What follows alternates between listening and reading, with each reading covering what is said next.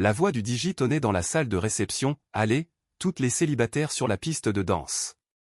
C'est l'heure du bouquet. » Ma femme, Élodie, a ri en secouant la tête. « Je suis mariée, je n'en ai pas besoin. » Sa sœur, la mariée, l'a attrapée par le bras. « Allez, viens, c'est juste pour s'amuser. » Je regardais depuis notre table, mon téléphone à la main, filmant comme n'importe quel autre mari lors d'un mariage. Le bouquet a volé dans les airs. Élodie a sauté et l'a attrapé. La foule a applaudi à tout rompre.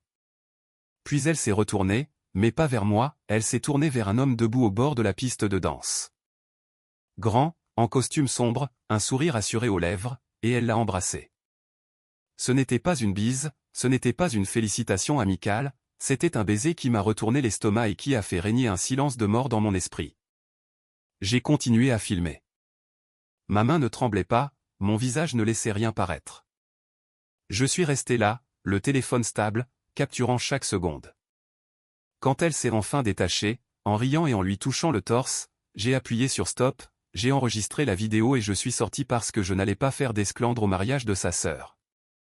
J'allais attendre que nous soyons rentrés à la maison, et là, j'allais lui montrer exactement ce que j'avais vu. Si vous voulez savoir ce qui s'est passé quand j'ai diffusé cette vidéo sur la télé du salon à 2 heures du matin, abonnez-vous, car ce qu'elle a dit en se voyant sur cet écran, elle ne pouvait plus le retirer. Je m'appelle Nicolas.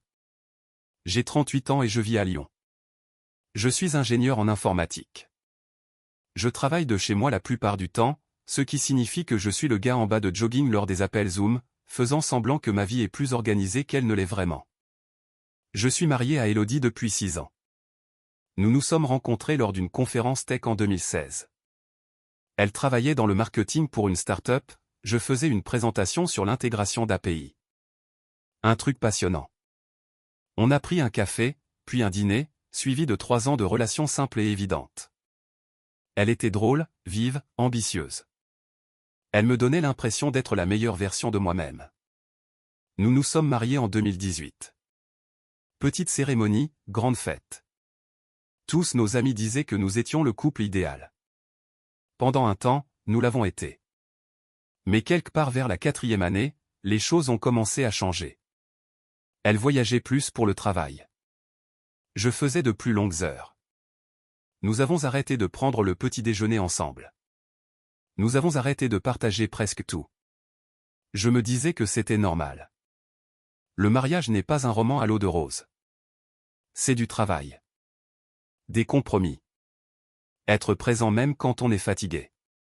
J'étais présent. Je ne m'étais juste pas rendu compte qu'elle avait arrêté de l'être. Le mariage avait lieu dans le Beaujolais, à environ 1 heure de Lyon. La petite sœur d'Élodie, Clara, épousait son amour de fac dans un domaine viticole avec des guirlandes lumineuses et une vue sur le coucher de soleil qui aurait eu sa place sur un tableau Pinterest. Élodie était stressée depuis des semaines, ses devoirs de témoin, les essayages de robes, les drames de l'enterrement de vie de jeune fille. Je ne comprenais pas tout, mais je voulais juste que ce week-end soit parfait pour Clara, répétait-elle. J'acquiesçais, solidaire, aidant. J'allais chercher ses vêtements au pressing, je préparais nos sacs, je m'assurais que nous partions à l'heure. La cérémonie était magnifique. Clara a pleuré. Élodie a pleuré. J'ai eu les larmes aux yeux aussi parce que c'est l'effet que font les mariages. À la réception, nous étions à table avec les cousins d'Élodie et des amis de fac de Clara. Élodie était dans son élément, riant, portant des toasts, dansant avec sa famille. J'étais le mari présent, souriant sur les photos, remplissant les verres, restant discret. Vers 21 heures, le DJ a annoncé le lancer du bouquet. Élodie a d'abord refusé d'un geste de la main, « Je suis déjà mariée ». Mais Clara a insisté, « Allez, Élo, juste pour rire ». Alors Élodie a rejoint le groupe de femmes célibataires et quelques mariés qui voulaient jouer le jeu. J'ai sorti mon téléphone, pas parce que je pensais qu'il allait se passer quelque chose, mais juste parce que c'est ce qu'on fait au mariage. On enregistre les souvenirs. Le bouquet est monté très haut dans les airs. Élodie a sauté plus haut que je ne l'aurais cru et l'a attrapé au vol comme si elle marquait l'essai de la victoire. La foule a explosé de joie. Elle s'est retournée, tenant les fleurs au-dessus de sa tête, radieuse. Et c'est là que je l'ai vue. Un grand type, environ 1,90 m, costume sombre, pas de cravate, manches retroussées. Il se tenait juste au bord de la piste de danse, un verre à la main, en train de la regarder. Le regard d'Élodie s'est ancré dans le sien. Elle s'est dirigée vers lui, pas vers moi, vers lui. Et avant que je puisse réaliser ce qui se passait, elle l'a embrassé. Un vrai baiser. Les mains sur son torse, sa main à lui sur sa taille. Le genre de baiser qui pousse les gens à siffler et à applaudir parce qu'ils pensent que ça fait partie de l'ambiance. Mais je l'ai senti au plus profond de moi, dans mes os, dans la façon dont ma poitrine s'est serrée et refroidie. Je savais. Ce n'était pas un hasard. Ce n'était pas une blague. C'était de la complicité. J'ai continué à filmer. Ma main était stable. Mon visage était impassible. Je regardais à travers l'écran alors qu'elle s'écartait, en riant, en lui touchant le bras. Il a dit quelque chose. Elle a hoché la tête. Puis elle s'est retournée et est revenue vers la piste de danse, le bouquet toujours à la main, comme si de rien n'était. J'ai appuyé sur stop, enregistré la vidéo et je suis sorti. L'air de la nuit était frais. Je me tenais sur le parking du domaine, fixant mon téléphone. J'ai regardé la vidéo 1 fois, 2 fois, 3 fois. À chaque fois, c'était pire. La façon dont elle s'est dirigée vers lui, la façon dont il souriait comme s'il l'attendait, la façon dont sa main s'attardait sur son torse. Je voulais avoir tort. Je voulais qu'il y ait une explication logique. Mais je suis ingénieur depuis 15 ans. Je résous les problèmes en analysant les données. Et les données étaient claires, ma femme venait d'embrasser un autre homme au mariage de sa sœur, et je l'avais en vidéo. Je ne suis pas rentré tout de suite. Je me suis assis dans la voiture, vitres baissées, écoutant les basses étouffées de la musique de la fête. Mon téléphone a vibré. Élodie, tu es où? Clara va couper le gâteau. J'ai fixé le message, puis j'ai tapé « Dehors. Besoin d'air. » Elle a répondu « Ça va. » Oui, j'arrive dans 1 minute. Je n'allais pas bien, mais je n'allais pas gâcher le mariage de sa sœur. Je n'allais pas faire de scène, lancer des accusations, ruiner la soirée pour des gens qui n'avaient rien à voir là-dedans. J'allais sourire. J'allais applaudir pour la découpe du gâteau. J'allais danser un slow avec ma femme en prétendant que je ne savais pas ce que je savais. Et ensuite, j'allais rentrer et gérer ça correctement. Je suis retourné à l'intérieur. Élodie était à notre table en train de rire avec sa cousine. Elle m'a vu et a souri, « Te voilà. Tu as raté le lancer de la jarretière. » Désolé, j'avais besoin de prendre l'air, ai-je dit. Tu te sens bien? Oui, juste fatigué. Elle m'a serré la main, on peut partir après le gâteau si tu veux. D'accord. Nous sommes restés pour le gâteau. Nous sommes restés pour la dernière danse. Nous avons embrassé Clara et son nouveau mari en leur disant que c'était un mariage magnifique. Élodie s'est endormie dans la voiture sur le chemin du retour. J'ai conduit en silence, les mains à 10h10 sur le volant, l'esprit passant en revue toutes les explications possibles pour arriver à la même conclusion à chaque fois, elle m'avait trompé. Peut-être pas physiquement sur le long terme, peut-être pas depuis longtemps, mais émotionnellement, absolument. Et j'en avais la preuve. Nous sommes rentrés vers 1h du matin. Élodie est allée directement se coucher, toujours dans sa robe, le maquillage un peu coulé. Je suis resté en bas. Je me suis assis sur le canapé dans le noir, mon téléphone à la main, fixant la vidéo. J'ai pensé à la confronter sur le champ, à la réveiller, à exiger des réponses. Mais je ne l'ai pas fait parce que je devais être calme. Je devais être lucide. Je voulais qu'elle voie ce que j'avais vu sans le brouillard de l'alcool, de l'épuisement ou des excuses. Alors j'ai attendu. À 2h du matin, je l'ai entendu se lever. Des pas dans le couloir, la lumière de la salle de bain qui s'allume. J'ai ouvert mon ordinateur, je l'ai connecté à la télé, j'ai lancé la vidéo et j'ai attendu. Elle est descendue en pyjama, les cheveux en bataille, le visage encore ensommeillé.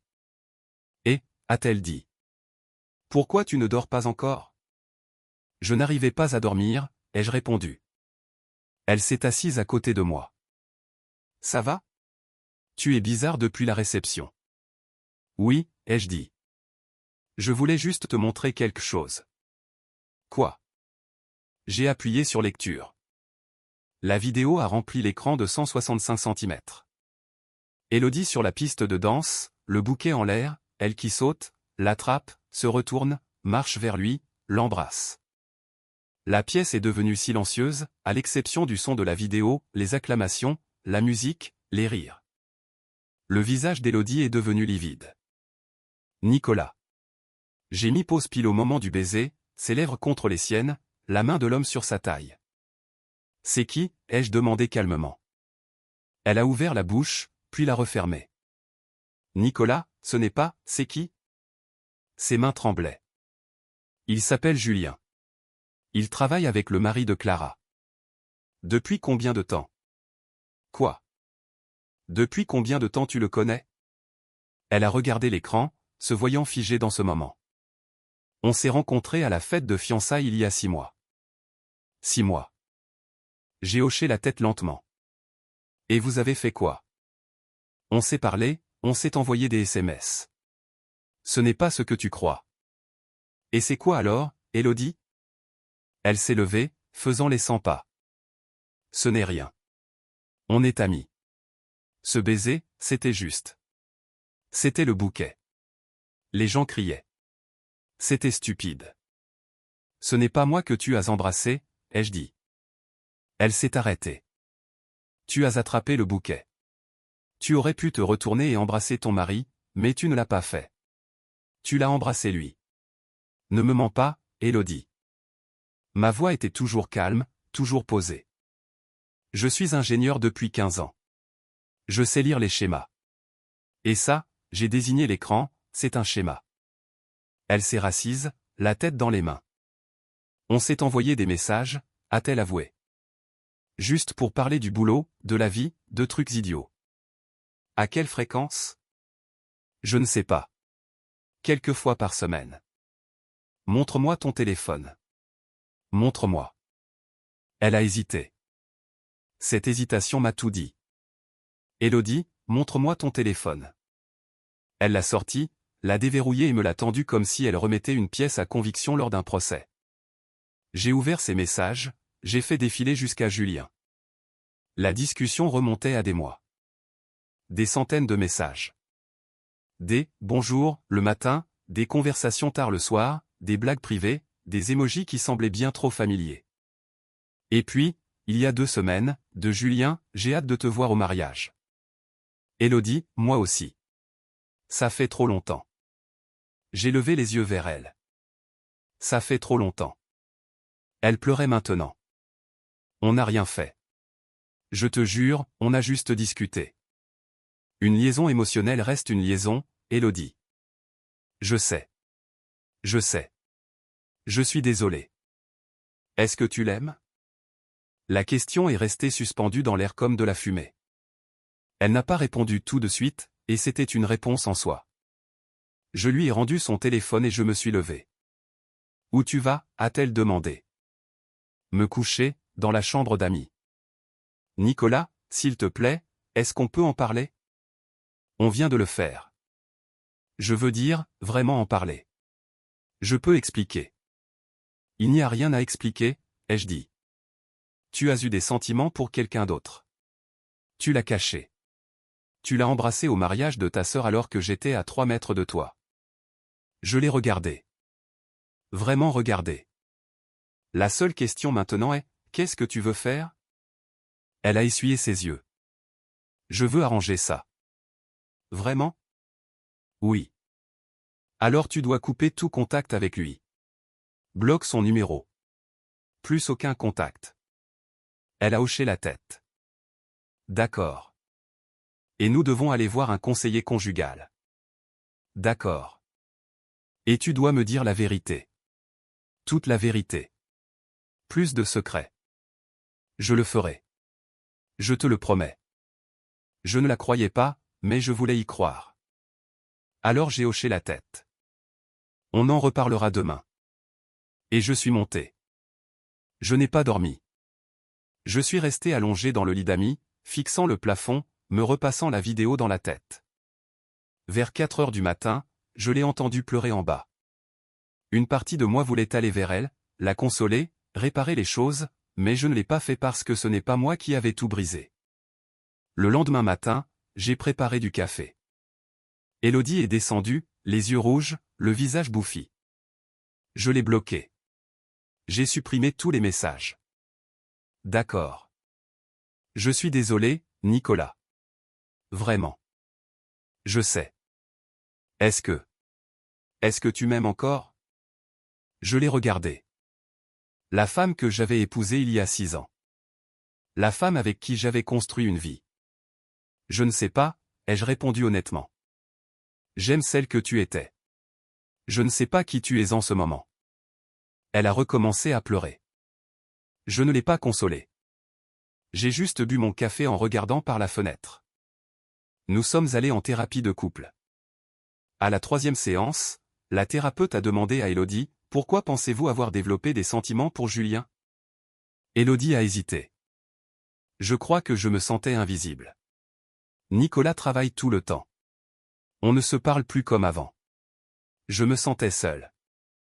La thérapeute s'est tournée vers moi, « Nicolas, que répondez-vous à cela ?» Je réponds que j'ai été là tout le temps. J'ai travaillé pour subvenir à nos besoins, pour nous construire un avenir. Et au lieu de me dire qu'elle se sentait seule, elle a trouvé quelqu'un d'autre pour combler le vide. Ce n'est pas juste, a commencé Élodie. C'est tout à fait juste, les jeux interrompus. Tu n'as pas le droit de me reprocher tes propres choix. La thérapeute est intervenue, concentrons-nous sur la suite. Je ne pense pas qu'il y en ait une, ai-je dit. Élodie a relevé la tête brusquement. Quoi? Je ne pense pas qu'on puisse avancer. Élodie, à chaque fois que je te regarde, je vois cette vidéo. Je te vois l'embrasser. Je vois 6 mois de mensonges. Je me suis levé. Je ne pense pas que la thérapie puisse réparer ça. Je suis sorti. J'ai demandé le divorce 2 semaines plus tard. Élodie m'a supplié de reconsidérer ma décision. Sa famille m'a appelé. Ses amis m'ont appelé. C'était juste une liaison émotionnelle, a dit sa sœur, ils n'ont jamais couché ensemble. Ça n'a pas d'importance, ai-je répondu. Elle l'a choisi lui plutôt que moi. À chaque SMS, à chaque conversation, à chaque moment où elle l'a caché, elle l'a choisi lui. On fait des erreurs et on en assume les conséquences. J'ai raccroché. Le divorce a été prononcé 6 mois plus tard. Pas d'enfant, pas de gros biens à se disputer, juste une séparation nette. Élodie a déménagé à Marseille. J'ai appris par des amis communs qu'elle et Julien avaient essayé de sortir ensemble. Ça n'a pas duré. Il s'avère que les relations basées sur la trahison n'ont pas de fondation solide. 1 an après le divorce, j'étais dans un café à Lyon. Une femme s'est assise à la table d'à côté. Elle lisait un livre, sirotant un café frappé, tranquille. Son marque-page est tombé. Je l'ai ramassé. Merci, a-t-elle dit. De rien. Nous avons commencé à discuter. Elle s'appelait Camille. Elle était professeure des écoles. Drôle, gentille, authentique. Nous avons échangé nos numéros. 1 semaine plus tard, nous dînions ensemble. 3 mois plus tard, nous sortions ensemble. 6 mois plus tard, je lui ai parlé d'Élodie, de la vidéo, du mariage. Elle a écouté. Sans juger, elle a juste écouté. Ça a dû être terrible, a-t-elle dit. Ça l'a été. Est-ce que tu y penses encore? Parfois, ai-je admis, mais de moins en moins. Elle a souri. C'est bien. 2 ans plus tard, Camille et moi nous sommes mariés. Petite cérémonie, grande fête. Tous nos amis disaient que nous étions le couple idéal. À la réception, le DJ a annoncé le lancer du bouquet. Camille a ri, je suis déjà mariée. Mais sa sœur a insisté, allez, juste pour s'amuser. Camille a rejoint la foule. Le bouquet a volé dans les airs. Elle l'a attrapé, s'est tournée directement vers moi, s'est approchée et m'a embrassé. La foule a applaudi et je n'ai pas filmé, parce que je n'en avais pas besoin. Je savais exactement où j'en étais. Élodie m'a envoyé un SMS une fois, environ 1 an après le divorce, je suis désolé pour tout. Tu méritais mieux. J'ai fixé le message pendant un long moment. Puis j'ai tapé, je sais. Et j'ai bloqué son numéro. Pas par colère, pas par amertume, juste parce que je n'avais plus besoin de ce chapitre dans ma vie. Voici ce que j'ai appris, la confiance n'est pas seulement une question de fidélité. C'est une question d'honnêteté, d'implication, de choix envers son partenaire, même quand c'est difficile. Élodie n'a pas trompé parce que je travaillais trop. Elle a trompé parce qu'elle a arrêté de me choisir. Et quand quelqu'un arrête de vous choisir, aucune thérapie ni aucune seconde chance ne le fera recommencer. On ne peut pas forcer quelqu'un à rester par amour. On peut seulement s'aimer assez soi-même pour partir. J'ai toujours la vidéo. Je ne l'ai jamais regardée à nouveau, mais je la garde. Pas comme un rappel de ce qu'elle a fait, mais comme un rappel de ce que je mérite. Je mérite quelqu'un qui attrape le bouquet et se tourne vers moi. Quelqu'un qui me choisit à chaque fois. Et maintenant, je l'ai.